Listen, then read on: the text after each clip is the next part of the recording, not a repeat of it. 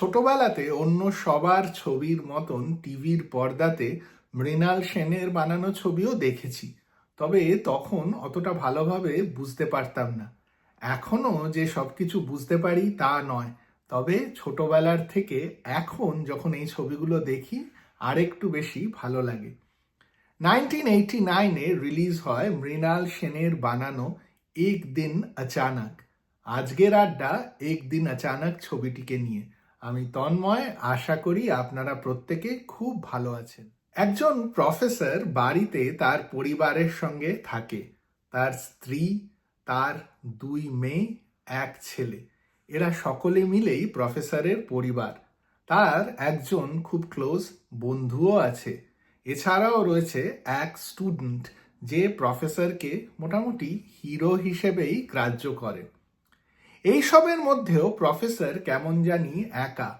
কলকাতার এক বৃষ্টি ভেজা দিনে হঠাৎ করে উনি বাড়ি থেকে বেরিয়ে যান আর ফিরে আসেন না। প্রত্যেকে নানা রকমভাবে ভাবতে থাকেন প্রফেসরের কথা। এই যে হঠাৎ এই ঘটনাটি ঘটে, তার জন্য কি প্রত্যেকে প্রফেসরকে ভুলে যায়? তারা প্রফেসরকে কিভাবে মনে রাখেন? প্রফেসর কি আদৌ ফিরে আসেন? রমাপদ চৌধুরীর একটি গল্প নিয়ে মৃণাল সেনের ছবি এক দিন অচানক, তারই এটা গল্প। ডক্টর শ্রীরাম লাগু, অপর্ণা সেন, উত্তরা বাওকর, শাবানা আজমি, অর্জুন চক্রবর্তী, রূপা গাঙ্গুলি, মনোহর সিং, অনিল চ্যাটার্জি এই ছবিতে অভিনয় করেছিলেন।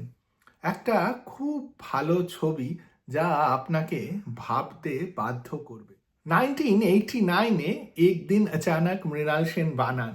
এর আগে 1979-এ একটি বাংলা ছবি একদিন প্রতিদিনও মৃণাল সেনই বানিয়েছিলেন। এই দুটোর গল্প অনেকটা একরকম। একদিন প্রতিদিনেও মেয়ে যখন রাত্রিরে বাড়ি ফেরেন না, বাড়ির লোকেরা নানা রকম ভাবনা চিন্তা করতে থাকেন। এখানেও প্রফেসর যখন বাড়ি থেকে চলে যান, তখন কিন্তু সবাই নানা রকমভাবে প্রফেসরকে নিয়ে ভাবতে থাকেন।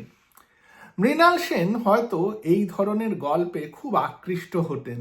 মানুষ মানুষকে কি ভাবে, আমরা কি আমাদের নিজের লোকেদেরকে ঠিক মতন চিনি আর তাদের মনের কথা বুঝতে পারি? এইরকমই একটা থিম নিয়ে এই দুটো ছবি। একদিন অচানকে প্রফেসরের জীবনে এই যে নানা রকম লোকেরা আছে, তাদের কথা যখন আমরা আস্তে আস্তে জানতে পারি, তখন যেন মনে হয় এরা কেউই প্রফেসরের মনের কথা বুঝতে পারতেন না। প্রফেসর যে শেয়ার করতেন তাও বলা যায় না। তবে এই যে মানুষকে বোঝা বা মানুষকে ভালোবাসা, এই যে emotional connection, mind over matter, এই জিনিসটা সবসময় আমাদের টানা পোড়েনের মধ্যে রাখে। আজকে এত ধরনের কথা হয় মেন্টাল হেলথ নিয়ে, একদিন অচানক এরমই একটা বিষয়কে আমাদের সামনে তুলে ধরে। আমরা যেন নিজের পাশে থাকা লোকের কথা বুঝতেই পারি না। প্রত্যেকেরই মনে হয় আমরা বোঝার খুব চেষ্টা করছি, তবে বুঝতে কি ঠিক পারি?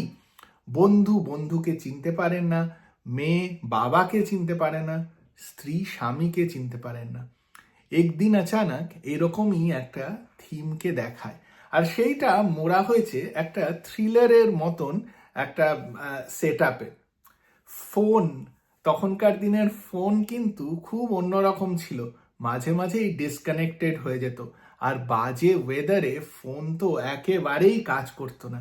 এই যে মাঝে মাঝে ফোন বেজে উঠছে বা মাঝে মাঝে বেল বাজছে, বা কাজের লোক বাড়িতে যখন ঘর মুছছে তখন বালতি সরানোর আওয়াজ, এই ছবিতে এই আওয়াজগুলো এত বেশি মনে হয় এই জন্যই কারণ এর থিমটা কিন্তু খুব স্লো মুভিং, আর এই আওয়াজগুলো কিরকম যেন ডিস্টারবেন্স তৈরি করে। আবার অনেক সময় এই আওয়াজগুলো হোপও তৈরি করে। মৃণাল সেন এই যে মিউজিক এই ছবিতে খুব সুন্দরভাবে ব্যবহার করেছেন।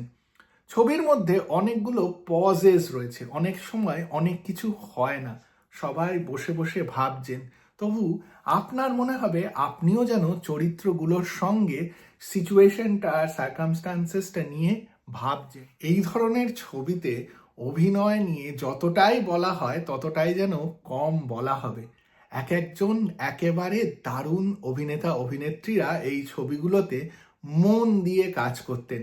ডক্টর শ্রীরাম লাগু, উত্তরা বাওকর, শাবানা আজমি, এদের মুখের এক্সপ্রেশন দেখলেই দর্শক হিসেবে আপনি বুঝতে পারবেন যে এদের মুখের লোনলিনেস, একটা ক্ষোভ বা একটা এমপ্যাথি, আর কিচ্ছু যেন বডি ল্যাঙ্গুয়েজের দরকারই নেই।